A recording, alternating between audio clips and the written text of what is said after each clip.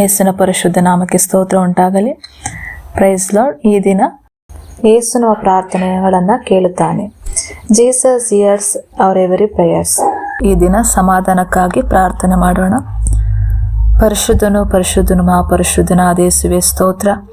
ಈ ಸಮಯಗಳಲ್ಲಿ ಕರ್ತನಪ್ಪನ ಪ್ರಾರ್ಥನೆ ಮಾಡುವುದಕ್ಕೆ ಕೊಟ್ಟಂತ ಕೃಪೆಗಾಗಿ ಸ್ತೋತ್ರ ಮಾಡುತ್ತೇವೆ ರಾಜನೇ.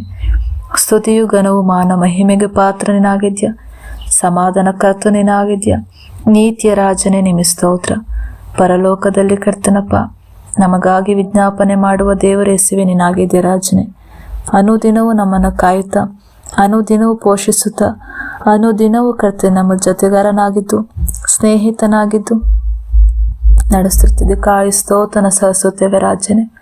ಮತ್ತಾಯ 11ನೇ ಅಧ್ಯಾಯ 28-29 ವಚನದಲ್ಲಿ ಕರ್ತನಪ್ಪ, ಕಷ್ಟಪಡುವವರೇ ಮತ್ತು ಭಾರ ಹೊತ್ತವರೇ ನೀವೆಲ್ಲ ನನ್ನ ಬಳಿಗೆ ಬನ್ನಿರಿ, ನಾನು ನಿಮಗೆ ವಿಶ್ರಾಂತಿ ಕೊಡುವೆನು. ನನ್ನ ನೊಗವನ್ನು ನಿನ್ನ ಮೇಲೆ ತೆಗೆದುಕೊಂಡು ನನ್ನಿಂದ ಕಲಿತುಕೊಳ್ಳಿರಿ, ಯಾಕಂದ್ರೆ ನಾನು ಸಾತ್ವಿಕನು ದೀನ ಮನಸ್ಸುಳ್ಳವನು ಆಗಿರುವುದರಿಂದ ನೀವು ನಿಮ್ಮ ಆತ್ಮಗಳಿಗೆ ವಿಶ್ರಾಂತಿಯನ್ನು ಕಂಡುಕೊಳ್ಳುವಿರಿ.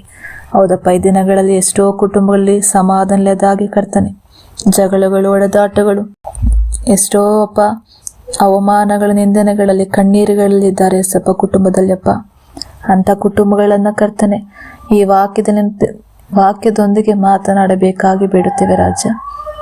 ಕಷ್ಟಪಡೆ ಭಾರ ಹೊತ್ತವರು ಎಂಬುದಾಗಿ ಅಪ್ಪ ನಿನ್ನ ವಚನದಲ್ಲಿ ಬರೆಯಲ್ಪಟ್ಟ ರೀತಿಲಪ್ಪ ನೀವೆಲ್ಲರನ್ನ ನನ್ನ ಬಳಿಗೆ ಬಂದಿರೆಂಬುದು ಕರೆಯುವ ದೇವರಾಗಿದೆ ರಾಜ. ನಿನ್ನಲ್ಲಿ ಮಾತ್ರ ವಿಶ್ರಾಂತಿ ಉಂಟು ಕರ್ತನೆ. ಸಮಾಧಾನ ಪಡಿಸುವ ದೇವರಾಗಿದೆಯಾ. ಕುಗ್ಗಿ ಹೋದ ಮನಸ್ಸನ್ನು ಕರ್ತನೆ ಸಂತೈಸುವ ನೀನೊಬ್ಬನೇ ಆಗಿದ್ದೆ ರಾಜನೇ ಸ್ತೋತ್ರ. ಅಪ್ಪ ನೀನು ಸಾತ್ವಿಕನಾಗಿದ್ಯಾ. ದೀನ ಮನಸ್ಸುಳ್ಳವರಾಗಿರುವುದರಿಂದಲೇ ಅಪ್ಪ ನಮಗೂ ಕರ್ತನಪ್ಪ ವಿಶ್ರಾಂತಿಗಳು ಕೊಡುವ ದೇವರಾಗಿದೆಯಲ್ಲ ರಾಜನೇ ನಿಮಗೆ ಸ್ತೋತ್ರ.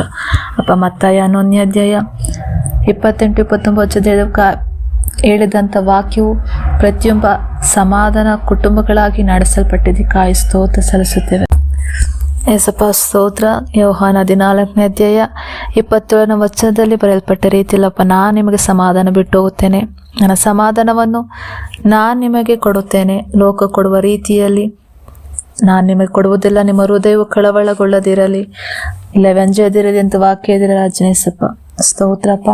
ಅಪ್ಪ ಕುಟುಂಬಗಳಲ್ಲಿ ಕರ್ತನೆ ಸಪ್ಪ ನಿನ್ನ ಸಮಾಧಾನವು ಕರ್ತನೆ ಲೋಕ ಕೊಡುವಂಥದ್ದು ಮಾತ್ರವಲ್ಲಪ್ಪ, ಆತ್ಮಿಕವಾಗಿರುವಂಥದ್ದು ರಾಜ. ಅಪ್ಪ ಎಂದಿಗೂ ಅದು ಬದಲಾಗದ ಒಂದು ಸಮಾಧಾನ ಕರ್ತನೆ ಅಪ್ಪ. ನಮ್ಮ ಹೃದಯಗಳಲ್ಲಿ ಕರ್ತನೆ ನಿಮ್ಮ ಒಂದು ಸಮಾಧಾನವು ಇರುವಂತೆ ಸಹಾಯ ಮಾಡು ನಡೆಸು ರಾಜನೇ ಸ್ತೋತ್ರಪ್ಪ. ಅಪ್ಪ ನೀನಿರುವುದರಿಂದಲೇ ಕರ್ತನೆ ನಾವೆಲ್ಲರೂ ಇದುವರೆಗೂ ಇರುವುದಕ್ಕೆ ಸಾಧ್ಯವಾಗಿದ್ದಿಲ್ಲ ರಾಜನೇ ಸ್ತೋತ್ರ ಅಪ್ಪ. ಮತ್ತು ಯೋಹಾನ 16:33 ವಚನದಲ್ಲಿ ಕರ್ತನೆ ನನ್ನಲ್ಲಿ ನಿಮಗೆ ಸಮಾಧಾನ ಉಂಟಾಗುವಂತೆ ಇವುಗಳನ್ನು ನಾನು ನಿಮಗೆ ಹೇಳಿದ್ದೇನೆ. ಲೋಕದಲ್ಲಿ ನಿಮಗೆ ಸಂಕಟ ಇರುವುದು, ಆದರೆ ಧೈರ್ಯವಾಗಿರಿ, ನಾ ಲೋಕವನ್ನು ಜಯಿಸಿದ್ದೇನೆ ಅಂದನಪ್ಪ. ಹೌದಪ್ಪ, ಗುರು ಶಿಲ್ಬೆಲಿ ನಿಮ್ಮ ಮರಣವ ಹೊಂದುವ ಕರ್ತನಪ್ಪ ನಮ್ಮ ಸಮಾಧಾನಕ್ಕಾಗಿಯೇ ಕರ್ತನೆ, ನಮ್ಮ ಶಾಪ ಅಪರಾಧಗಳಿಗಾಗಿ, ರೋಗ ಬಡತ ದರಿದ್ರಕ್ಕಾಗಿ ಕರ್ತನೆ, ನಮಗೆ ವಿರೋಧವಾಗಿ ಹೊರಡುವಂಥ ಎಲ್ಲ ಸೈತನ ಆಲೋಚನೆಗಳೆಲ್ಲ ತೆಗೆದಾಕಿ ಕರ್ತನಪ್ಪ ನಿನ್ನ ದೇಹವನ್ನೇ ಒತ್ತುಕೊಂಡು ರಾಜ ಅಪ್ಪ ನಿನ್ನ ಕೈಗಳು ಮೊಳೆ ಹೊಡಿಸಿಕೊಂಡಿದ್ಯಾ, ಚಾಟ ಹೊಡೆತ ಹೊಡಿಸಿಕೊಂಡಿದ್ಯಾ, ಮೈಯೆಲ್ಲ ಗಾಯಗೊಂಡಿದೆ ಕರ್ತನೆ ಸಪ್ಪ. ಅಪ್ಪ ನಾವು ಸಮಾಧಾನದಿಂದ ಜೀವಿಸಬೇಕೆಂಬುದಾಗಿ ಅಪ್ಪ ಈ ಲೋಕದಲ್ಲಿ ಅನೇಕ ಸಂಕಟ, ದುಃಖವು, ವೇದನೆ ಇದೆ ಕರ್ತನಪ್ಪ. ಆದರೆ ನಿನ್ನಲ್ಲಿ ಬರುವಾಗಪ್ಪ ಒಂದು ಸಮಾಧಾನ ನಮಗೆ ಇರುವಂಥದ್ದಾಗಿದೆ ರಾಜನಪ್ಪ. ಅನೇಕ ಕುಟುಂಬಗಳು ಕರ್ತನೆ ಸಪ್ಪ ಯಾವ ಸಮಯಗಳಲ್ಲಿ ಕರ್ತನೆ ಅಪ್ಪ ಈ ವಾಕ್ಯವನ್ನು ಕೇಳುವಂತರಾಗಿದ್ದರೆ ಕಳಿಸಪ್ಪ. ಒಂದು ಪರಲೋಕದ ಒಂದು ಸಮಾಧಾನವು ಕುಟುಂಬಗಳಲ್ಲಿ ಪ್ರತಿಯೊಬ್ಬ ಅಪ್ಪ ಒಬ್ಬೊಬ್ಬರಿಗೂ ಕರ್ತನೆ ನೀನು ಮಾತನಾಡಿದಿ ಕಾಯಿ ಸ್ತೋತ್ರಪ್ಪ. ಸಮಾಧಾನವು ಅವ ಜೀವಿತ ಕಾಲವೆಲ್ಲಪ್ಪ ಒಳ್ಳೆತನವು ಕರುಣೆಯಪ್ಪ ಹಿಂಬಾಲಿಸುತ್ತಿರುವುದಕ್ಕಾಗಿ ಸ್ತೋತ್ರವನ್ನು ಸಲ್ಲಿಸುತ್ತೇವೆ ರಾಜನೇ ಸ್ತೋತ್ರ. ಯಾಕೋಬ 5ನೇ ಅಧ್ಯಾಯ 15 ಮತ್ತು 16 ವಚನದಲ್ಲಿ ಹೇಳ ಪ್ರಕಾರ ಎಸಪ್ಪ, ನಂಬಿಕೆಯಿಂದ ಮಾಡಿದ ಪ್ರಾರ್ಥನೆ ರೋಗಿ ರಕ್ಷಿಸುವುದು, ಕರ್ತನು ಅವನನ್ನು ಎಬ್ಬಿಸುವನು, ಮತ್ತು ಪಾಪಗಳನ್ನು ಮಾಡಿದವನಾಗಿದ್ದರೆ ಅವು ಕ್ಷಮಿಸಲ್ಪಡುವವು. ನೀವು ಸ್ವಸ್ಥವಾಗಬೇಕಾದರೆ ನಿಮ್ಮ ತಪ್ಪುಗಳನ್ನು ಒಬ್ಬರಿಗೊಬ್ಬರು ಅರಿಕೆ ಮಾಡಿ ಒಬ್ಬರಿಗೋಸ್ಕರ ಒಬ್ಬರು ಪ್ರಾರ್ಥಿಸಿರಿ. ನೀತಿವಂತನ ಅತ್ಯಾಸಕ್ತಿಯುಳ್ಳ ಪ್ರಾರ್ಥನೆಯು ಬಹು ಫಲಕಾರಿಯಾಗುತ್ತದಪ್ಪ. ಅಪ್ಪ ಈ ಸಮಯಗಳಲ್ಲಿ ರಾಜನೇ ಯಾರೆಲ್ಲ ಕರ್ತನಪ್ಪ ಇದು ಒಂದು ಅಸಮಾಧಾನದಲ್ಲಿ ಕರ್ತನೆ ಕುಗ್ಗಿ ಹೋಗಿದ ಮನಸ್ಸುಳ್ಳವರಾಗಿ ಕರ್ತನೆ ಸಪ್ಪ, ಯಾರಲ್ಲಿ ನಂಬಿಕೆ ಇಲ್ಲದವರಾಗಿದ್ದಾರಪ್ಪ ಅಂಥ ಕುಟುಂಬಗಳಲ್ಲಿ ಸಪ್ಪ ನಿನ್ನ ಬಳಿ ನಾವು ನಂಬಿಕೆಯಿಂದ ಆ ಕುಟುಂಬಕ್ಕಾಗಿ ಪ್ರಾರ್ಥಿಸುವಾಗಪ್ಪ ಪರಿಪೂರ್ಣವಾಗಿ ರಕ್ಷಿಸುವ ದೇವ ನೀನಾಗಿದ್ಯಾ ಅಪ್ಪ. ನೀನು ಕರ್ತನೆ ಅವ್ರ ಪಾಪಗಳೆಲ್ಲ ಕ್ಷಮಿಸಿ ಅವರೆಲ್ಲರಪ್ಪ ಒಂದು ಸ್ವಭಾವವನ್ನು ಬದಲಾಯಿಸುವ ದೇವ ನೀನಾಗಿದ್ದಿಲ್ಲ ರಾಜನಪ್ಪ.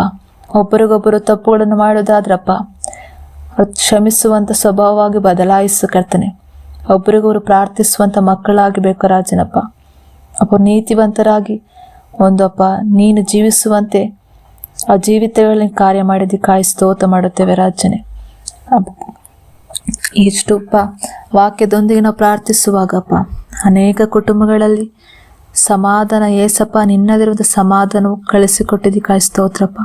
ಪ್ರತಿಯೊಬ್ಬರಲ್ಲೂ ಕರ್ತನೆ ಅವರ ಕಣ್ಣೀರನ್ನು ಒರೆಸಿದ್ದಕ್ಕಾಗಿ ಸ್ತೋತ್ರ, ಅವರ ದುಃಖಗಳನ್ನು ಮರೆಸಿದ್ದಕ್ಕಾಗಿ ಸ್ತೋತ್ರ, ನೊಂದಂಥ ಮನಸ್ಸನ್ನು ಸಂತೈಸಿದ್ದಕ್ಕಾಗಿ ಸ್ತೋತ್ರ ಮಾಡ್ತೇನಪ್ಪ. ಎಲ್ಲ ಸ್ತುತಿಗೂ ನಮಾನ ಮಹಿಮೆಯು ನಿನಗೊಬ್ಬರಿಗೆ ಸಲ್ಲಿಸುತ್ತಾ ಯೇಸುವಿನ ನಾಮದಲ್ಲಿ ಬೇಡ ಜೀವ ತಂದೆಯೇ, ಆಮೇಲೆ.